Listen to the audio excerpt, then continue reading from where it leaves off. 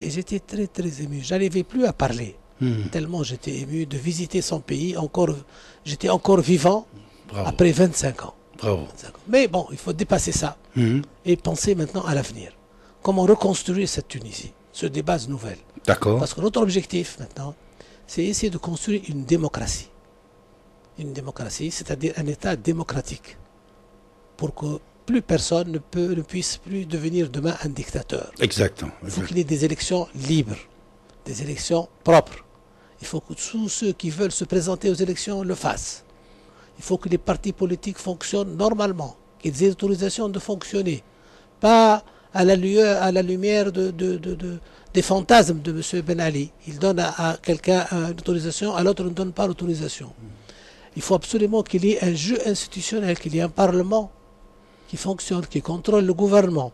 Tout ça est en train de s'organiser, est en train de se mettre en ordre, parce que nous avons prévu des élections pour une assemblée constituante le 24 juillet. 24 juillet. Ça s'approche, hein? C'est ça, pour élire une nouvelle assemblée constituante dont l'objectif, dont le rôle est de faire une constitution. Pour le 25 juillet. Alors, c'est mon anniversaire en plus. Alors, monsieur c'est votre anniversaire à l'avance. Monsieur Bennour, actuellement, après le chute de Ben Ali, combien de partis politiques existent en Tunisie qui vont participer dans cette élection le 24 juillet? Eh bien, les autorisations demandées dépassent 60 partis. 60 partis. Oui. Vous savez, l'Espagne, après le départ de Franco, Oui, il y a eu 250 partis. oui, c'est vrai. Il est resté 10 maintenant. Exact. Donc, il va y avoir un écrémage. Oui. Parce que pas tous les partis vont pouvoir demeurer. Beaucoup vont pouvoir avoir les moyens, beaucoup vont s'essouffler. Mais nous supposons que si une quinzaine de partis arrivent à s'installer, à se renforcer, à se consolider, c'est une bonne chose. Donc maintenant, nous avons plus de 60 partis qui vont participer Autorisés. aux élections. Autorisés. C'est-à-dire actuellement, n'importe qui fait une demande pour créer un parti politique, on l'autorise. Il peut le faire. S'il n'a rien à lui reprocher à lui. D'accord. Si lui est une personne qui n'a pas d'antécédent judiciaire, Exact. qui n'est pas compromis dans des trafics ou quelque chose comme ça, c'est un citoyen normal, responsable. On lui donne l'autorisation. Mais c'est-à-dire si les gens étaient membres de parti de Ben Ali, ils peuvent participer dans les C'est-à-dire, constructions. non, pour ça, non. Pour ça, maintenant, on vient de prendre une mesure. Tous ceux qui étaient dans le parti de Ben Ali, mais pas tout le monde, mais ceux qui ont assumé des responsabilités. D'accord. Des responsabilités. Oui. Parce qu'il y a des gens qui ont été membres du parti. Oui, bien sûr. Il n'y a aucun crime. Mais ceux qui ont été responsables dans le parti de M. Ben Ali, on leur a demandé de ne pas se présenter cette fois-ci.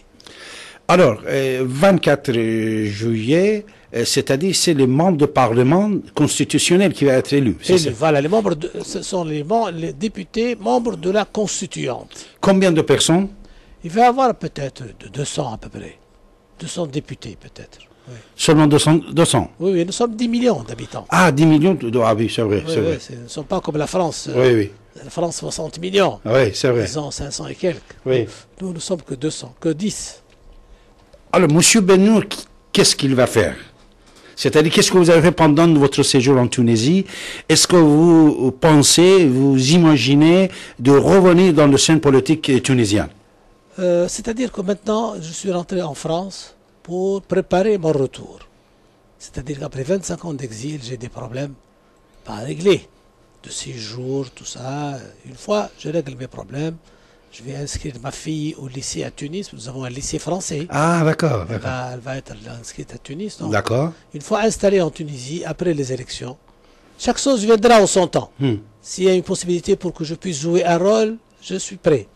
S'il y a une possibilité pour que je puisse être conseiller, faire part de mon expérience personnelle, je serai ravi. Mais moi, personnellement, j'aspire à un pays où nous serons tous dignes d'y vivre.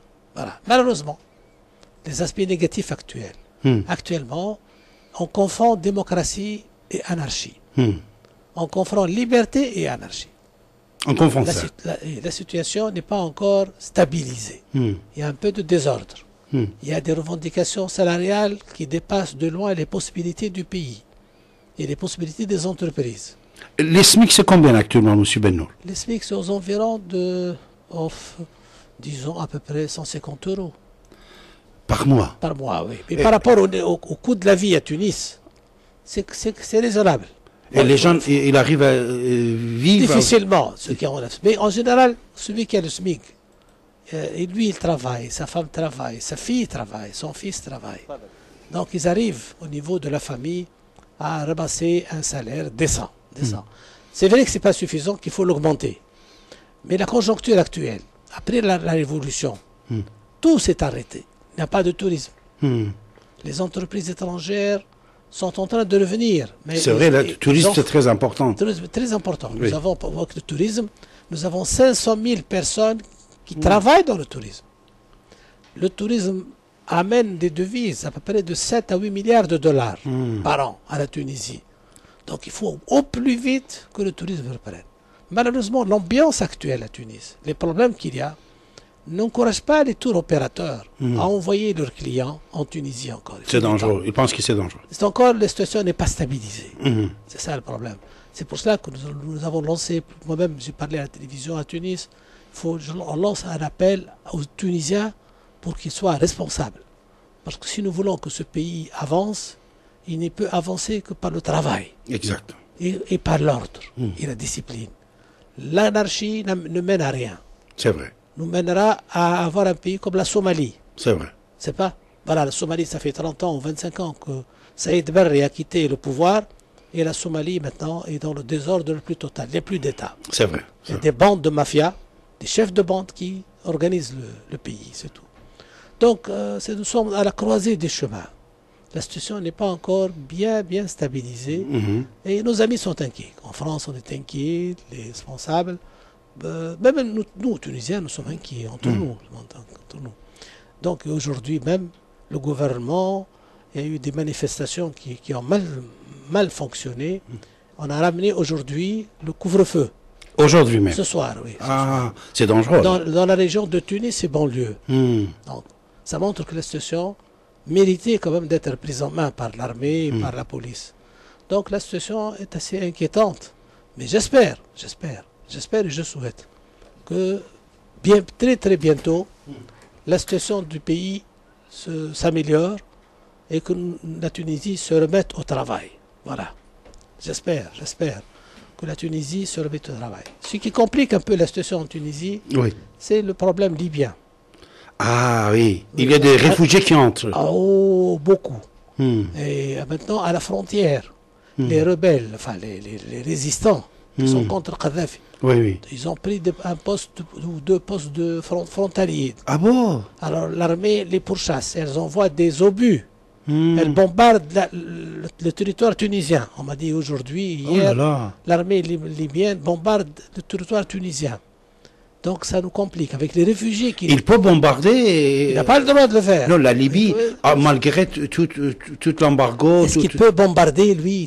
Est-ce qu'il a le droit de bombarder ses propres citoyens? On a dit que tout était cassé chez lui, qu'il ne peut plus... Pas encore. Pas encore. Il est en train de... Il a encore les moyens de pouvoir bombarder sa propre population. Il lance des missiles contre sa population. Et il tue enfants, femmes et hommes. Il a une capacité de nuisance qui est absolument terrible, monsieur Abbassi. Nous sommes avec M. Ahmed Bennour, ancien ministre tunisien, ami de Habib Bourguiba. Il était en exil, on peut dire, pendant 25 ans d'ici, actuellement en France, après son voyage de Tunisie. Mes chers amis, je suis ravi de le recevoir aujourd'hui, le 7 mai, ici et maintenant à Paris, dans notre studio. Alors, un petit peu de musique tunisienne. Vous connaissez cette musique-là? Non, non. Ça s'était présenté au Festival de la musique tunisienne en 2007. Oui, mais tout à l'heure, j'ai écouté de la musique iranienne. Ah oui, tout à l'heure, c'était iranien. C'est pour m'enregistrer, me vendre, me donner... On va vous enregistrer, je vous fais cadeau de ça avec plaisir. C'est gentil. La musique, c'était... Avec plaisir.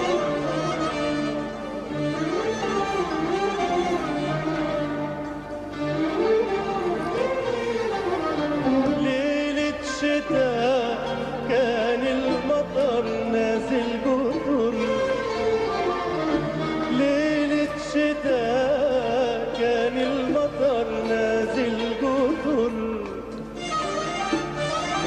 بعدوي دق الخطى ميت النظر شفت القمر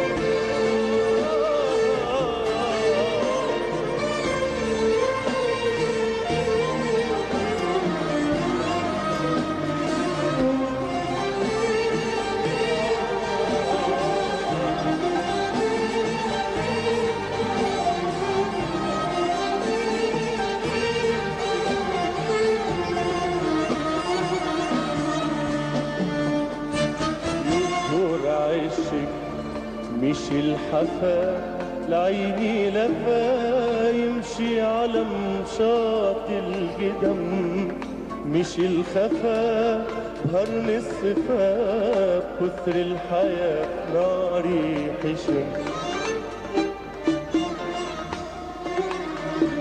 يطهر عشق مشي الحفا لعيني لفا يمشي على مشاط القدم مشي الخفا بهرن الصفا كثر الحياة ناري حشم في ساعة فا ونور اختفى في ساعة فا ونور اختفى فهمت وفهم ان القمر هيمن على بيت الشعر هيمن على بيت الشعر هيمن على بيت الشعر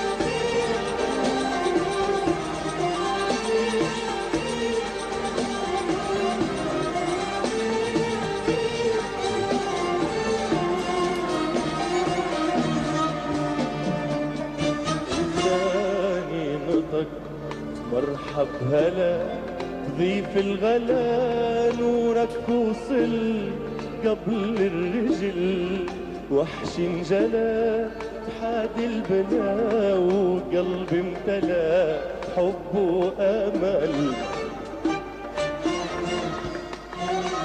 لساني نطق مرحب هلا ضيف الغلا نورك وصل قبل الرجل وحش انجلى حاد البلا قلبي امتلى حب وامل يا فرحتي ليلي حلا يا فرحتي ليلي حلا شعر الغزل طال السهر لين الشفاق لحم النور لين الشفاق لحم